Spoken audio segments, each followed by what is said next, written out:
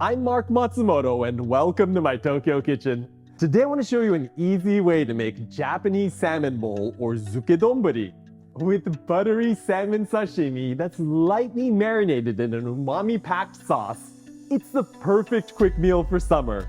To make it, you'll need 200 grams of sashimi-grade salmon, 3 tablespoons of soy sauce, 1.5 tablespoons of brewed mirin, some chopped scallion greens, and toasted sesame seeds.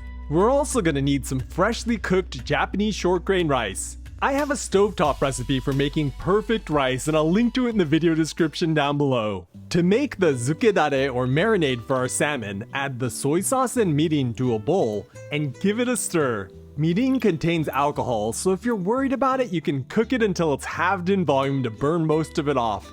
But this is such a small amount, you really won't taste it. Just make sure you're using a brewed mirin and not a mirin seasoning. Next, we want to slice the salmon. I'm using steelhead today, which is technically a kind of trout, but you can make this with just about any sashimi quality fish. Since salmon is very soft, I like to slice it into relatively thick slices, but if you're using a fish that's more stringy, you may want to go thinner. Fish naturally taper from the head to tail, so if it's an uneven thickness like this, you can start cutting the thick ends straight up and down, but as you slice towards the tail end, you'll want to angle your knife more and more to one side, so all your slices end up about the same size and thickness.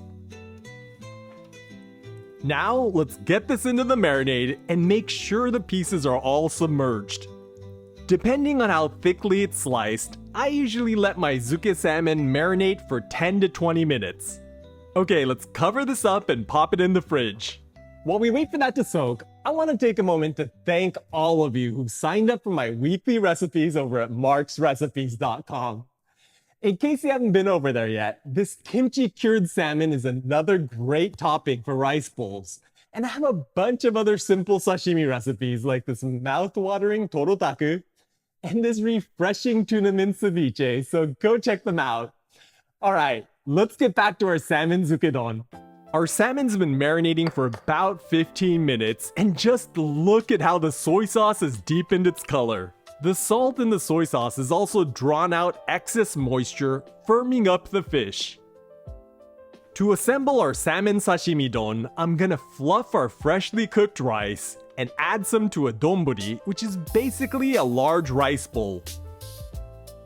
Flatten off the top, and it's ready for the toppings. I'm gonna start with a few green shiso leaves that I've picked from my garden to add a splash of color, but you can use lettuce, sprouts, or even avocado. Then I'm gonna arrange our salmon sashimi on top of the rice.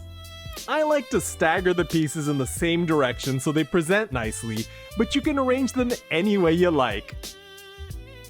Then I'm gonna drizzle some of the zukedare over the salmon, which helps season the rice underneath. Finally, I'm gonna top it off with a pinch of toasted sesame seeds and a flurry of chopped scallions. And our Japanese salmon and rice bowl is ready to eat. I'm kind of starving, so let's try this out. Itadakimasu. It's so beautiful. They look like ruby gems here. I'm gonna get some salmon and some rice. That combination of the soy sauce and the mirin has infused the salmon with loads of flavor. And you know, salmon can sometimes be a little bit mushy, but that curing process has firmed up the flesh, so it's got a beautiful velvety texture. And once you've had enough of the donburi, we can change this up a little bit. So I've got some tea here. This is hojicha, it's roasted green tea.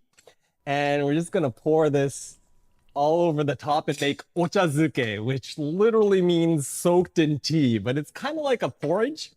And because it's nice and hot, it's gonna partially cook that salmon. It smells so nutty and good. All right, let's try this out.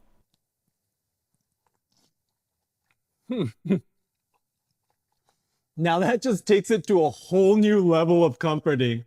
If you have a rice cooker, you don't even need to fire up the stove, making this perfect for summer. So I hope you'll give this salmon sashimi bowl a try. Well, I'm off to go edit this video, but check out this playlist for more delicious rice bowl recipes. And I'll catch you in the next one.